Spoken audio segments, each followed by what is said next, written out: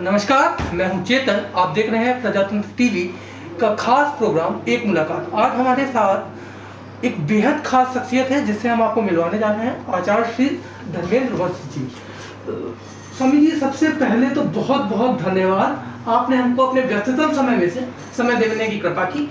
आचार्य जी, जानने की जिज्ञासा होती है कि इस समय ये आधुनिक युग में आपने धर्म का मार्ग चुना। आप किस वर्ष की आयु में घर से निकलकर संन्यास और धर्म की तरफ मुड़ गए थे? नमस्कार, बहुत अच्छा प्रश्न है आपका। मेरी जीवनी, आध्यात्मिक जीवनी जो प्रारंभ हुई है वह ईश्वर की देन है, प्रकृति की देन है। और मेरा स्वयं का यह संकल्प था कि मैं राष्ट्र के लिए, धर्म के लिए, संस्कृति के लिए अपने जीवन को यापन करूं, अपने जीवन को जीऊं। राष्ट्रीय स्वयंसेवक संघ विश्व हिंदू परिषद के द्वारा मेरा जीवन प्रारंभ हुआ और मैंने अनेकों देशों में जाकर के अपने देश की, अपनी संस्कृति की, अपने वेदों की बहुत व्याख्यान के द्वारा प्रचार प्रसार किया है एवं कर रहा हूँ। एवं यह जीवन इस युग में बहुत कठिन है जीना, किंतु अब ईश्वर की कृपा से ऐसा कहा गया है कि हमेशा धर्म मार्ग में रुकावट पेश आती है, पर भगवान की कृपा उन्हें उड़ा ले जाती है। हमेशा बाधाएं आती हैं इस जीवन में, क्योंकि अन्य लोग हमारी तरह नहीं हैं, किंतु फिर भी हमने इस जीवन को जी करके राष्ट्र के लिए, धर्म के लिए, संस्कृति के लिए अपने जीवन को जिया है। आपने ज्योतिष में डबल पीएचडी की है, तो किस तरीके से इस तरफ आपका रुझान हुआ कि आप ज्योतिष और भाग्य इस क्षेत्र में कुछ कार्य करें? इस तरफ आपकी रुचि कहाँ से डेवलप हुई? क्या परिवार में लोगों ने आपको इस तरीके से प्रोत्साहित किया, या परिवार, जब आपने पहली बार अपना संकल्प अपने घर पे बताया तो परिवार ने इसको किस तरीके से लिया? क्या उन्होंने प्रोत्साहित किया या वो थोड़ा सा घबरा गया कि घर का बच्चा ये क्या करने जा रहा है? नहीं, हमारे परिवार में आज तक ऐसी इस जगह पर, इस स्थान पर कोई नहीं रहा है, ऐसा कार्य किसी ने किया नहीं है। तो हाँ, स्वाभाविक विरोध किया, लेकिन बाद में सब लोगों ने जब देखा कि यह छवि बहुत उच्च स्तर पर जा रही है तो सब साथ रहे, साथ खड़े हुए, सबने साथ दिया और आज उस स्तर पर देख करके सब लोग बहुत प्रसन्न होते हैं और छवि को देखते हैं। हमारे नाम से लोग उनको जानने लगे हैं, हमारा नाम लेते ही, हमारा फोटो देखते ही लोग उनको पहचान जाते हैं, इसलिए सब प्रसन्न है। आप एक चीज, जैसा कि आज का युवा इतना दिग्भ्रमित है, अभी आप देख रहे हैं कि बंबई में पूरा एक ड्रग रैकेट, और जिस तरीके से एक बिहार का एक लाल उस ड्रग रैकेट में फंस के उसको बोल रहे हैं आत्महत्या की है या मर्डर हुआ है, तो इस समय में ऐसे क्या संदेश है? क्या हम धर्म के मार्ग पर जाके क्या इस तरीके की कुरीतियों से बच सकते हैं? क्या आप इसके विषय में क्या कहना है? देखिए, मेरा इस विषय में बहुत बोलना रहता है। मैं सबको यही कहता हूँ कि हमारे संसार में, हमारे समाज में 3 चीज़ों का अभाव दिखाई देता है: शिक्षा, संस्कार और सेवा। इन तीनों चीज़ों में सबसे पहली जो चीज़ है वो है शिक्षा। हम लोगों को जो शिक्षाएं आधुनिक युग में दी जा रही हैं उनमें थोड़ा परिवर्तन करने की बहुत ज़्यादा आवश्यकता है, बहुत ज़्यादा ज़रूरत है। हमें अंग्रेजी के साथ साथ संस्कृत और संस्कारों से जुड़ी हुई शिक्षाओं को देना बहुत आवश्यक है। जब तक शिक्षा सुसज्जित नहीं होगी तब तक संस्कार नहीं आएंगे, और जब तक संस्कार नहीं आएंगे तब तक ऐसे कार्य होते रहेंगे, लोग दिग्भ्रमित होते रहेंगे, लोग गलत कार्य करते रहेंगे, और जब तक उन्हें शिक्षा नहीं मिलेगी तब तक उनमें संस्कार नहीं आएगा, जब तक संस्कार नहीं आएगा तब तक वो सेवा भी नहीं करते। तो आप ये कह रहे हैं कि हाँ, युवाओं को वैदिक शिक्षा की ओर, बिल्कुल वैदिक शिक्षा की तरफ, संस्कृति की तरफ आना होगा, संस्कृति की तरफ आना होगा। एक चीज और महाराज जी, जिस तरीके से टेक्नोलॉजी का युग है, तो हम टेक्नोलॉजी का इस्तेमाल करके, हम अलोभक टेक्नोलॉजीज में बैठे हुए हैं, और हम टेक्नोलॉजीज का इस्तेमाल करके किस प्रकार से अपनी वैदिक शिक्षा को विश्व स्तर पर फैला सकते हैं?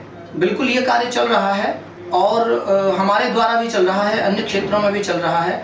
इसको जो है, वैदिक हमारी जो पद्धति है, वेद बहुत गूढ़ हैं, उनकी भाषाओं को समझना बहुत मुश्किल है, इसलिए उसको साधारण भाषा में परिवर्तित करके समाज में, देश में, किताबों के द्वारा या सोशल मीडिया के द्वारा, टेक्नोलॉजी के द्वारा पूरे विश्व में प्रसारित किया जा रहा है, चल रहा है, और काम करने की आवश्यकता है। हम भी लगे हुए हैं और राष्ट्र के जितने भी संत हैं, आचार्य हैं, सब लोग कर रहे हैं, लगे हुए हैं, और उसमें सफलता भी प्राप्त हो रही है। यहीं से एक सवाल आता है, आपने नासा में भी जाकर के कुछ वैदिक शिक्षा और वेदों के विषय में वहाँ पर कुछ प्रवचन किया है, वहाँ के वैज्ञानिकों को बताया है। इसके अतिरिक्त आप विश्व के तमाम देशों में जाकर के वैदिक सनातन धर्म के प्रति और जो हमारी भगवत कथा है उसके बारे में लोगों को जागरूक कर रहे हैं, तमाम लोगों को बता रहे हैं। तो इसका क्या लग रहा है कि लोग क्या लौटने लगे हैं वैदिकता की तरफ, या विज्ञान का धर्म से क्या जुड़ाव है? विज्ञान का जो, क्योंकि नासा की बहुत सारी जो रिसर्च है वो कहीं ना कहीं हमें हनुमान चालीसा में, भगवत गीता में मिल जाती है, तो क्या इनका क्या जुड़ाव है, इस पर कुछ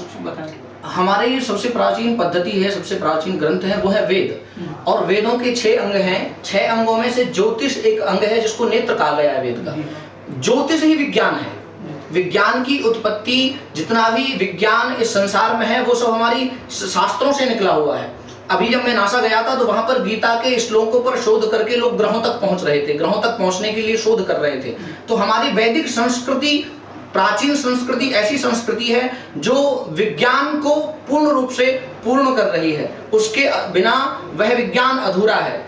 एवं जब मैं नासा गया तो वहां पर मुझे संस्कृत भूषण का अवार्ड मिला। संस्कृत में प्रवचन हुआ मेरा। संस्कृत, वहां लोग इतने जिज्ञासु हैं, इतने उत्सुक हैं संस्कृत सुनने के लिए, हमारे देश में आने के लिए, कि बाहर विदेशों से, कई देशों से, वृंदावन में रहता हूँ, वृंदावन में आप आकर के देखिए, कोई ऐसा देश नहीं है जिसका व्यक्ति हमारे यहाँ आकर के भजन कीर्तन संकीर्तन न कर रहा हो, हमारे जैसे वस्त्रों को पहन करके वो गायन वादन न कर रहा हो। तो संस्कृति की तरफ लौट रहे हैं लोग, बिल्कुल लौटेंगे भी। हमारा प्रयास है कि यह राम की भूमि है, कृष्ण की भूमि है, और यहाँ पर हम राम कृष्ण की संतानें और भूल के उनकी शिक्षाएं, गीता वेदों को ताक पे धर पढ़ते हैं विदेशी विद्याएं। जब तक हर युवा के जीवन में गीता का ज्ञान न होगा, कल्याण न होगा, कल्याण न होगा।